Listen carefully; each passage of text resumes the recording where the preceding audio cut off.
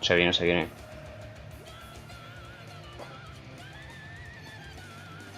Soy gilipollas, tío.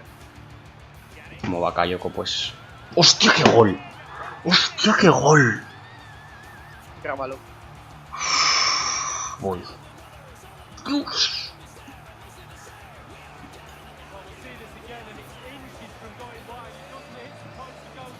¿Chilena o qué?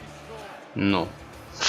Volea de esas ricas. Nada, un tirillo desde fuera, pero que no ha podido ir más ajustado, la verdad.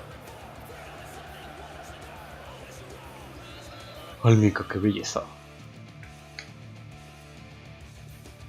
Hostia, ¿sabes lo que hicimos en el Robillo esta mañana? No.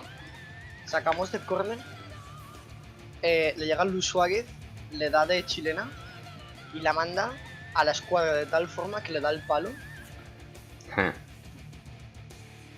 O sea, le da al palo de la escuadra y se mete. Sí. O sea, impresionante. Chilena con Luis Suárez, tío. Madre de Dios.